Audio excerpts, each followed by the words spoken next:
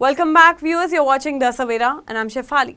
In a widely anticipated move, the Reserve Bank of India has kept the repo rate unchanged at 5.5%, signaling a pause in the recent trend of rate cuts. This decision, which comes borrowers will not face any increase in their loan EMIs, was announced by the RBI Governor Sanjay Malhotra following a three-day meeting of the Monetary Policy Committee held from August 4 to 6. Governor Malhotra stated that all 6 members of the MPC unanimously supported the decision to maintain the status quo of the policy rate, citing tariff-related uncertainties and the need to assess the evolving global and domestic economic conditions. Now, what is repo rate? The repo rate is the interest rate at which the RBI lends money to commercial banks. It is a crucial tool for controlling liquidity, inflation, and the overall economic activity in the country.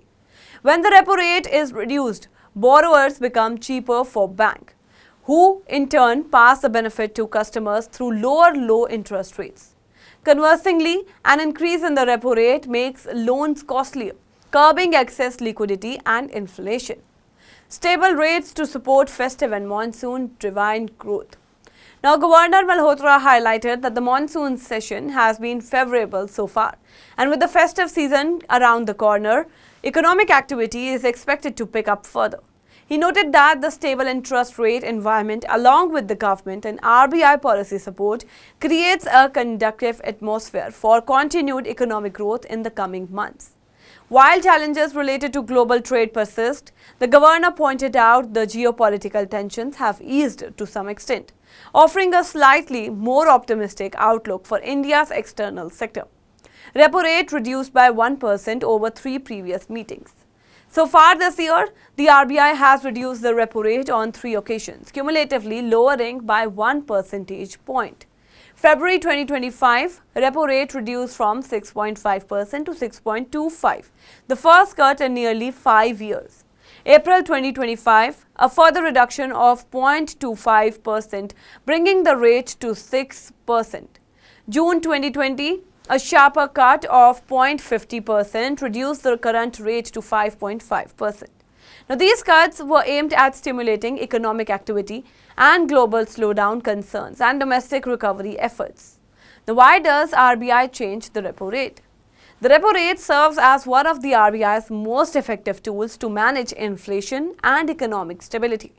To control inflation, when inflation is high, the RBI increases the repo rate. Now, this makes borrowing more expensive for banks and their customers, reducing money flow and demand, which eventually helps to lower inflation. Then, to stimulate growth. Now, during economic downturns or when demand is sluggish, the RBI reduces the repo rate. Cheaper loans encourage spending and investment, helping revive economic momentum. Then comes regular review of monetary policy. The Monetary Policy Committee, which decides the repo rate, is composed of 6 members, 3 from the RBI and 3 nominated by the central government. The committee meets every 2 months, making 6 policy decisions annually. Now, for the financial year 25-26, the RBI has already released the full schedule of MPC's meeting. The first meeting took place from April 7 to 9, with the current meeting concluding on August 6. 4 more meetings are scheduled for the remainder of the fiscal year. What this means for you? With the repo rate remains unchanged. Now, loan EMIs, home, auto and personal, are expected to remain stable.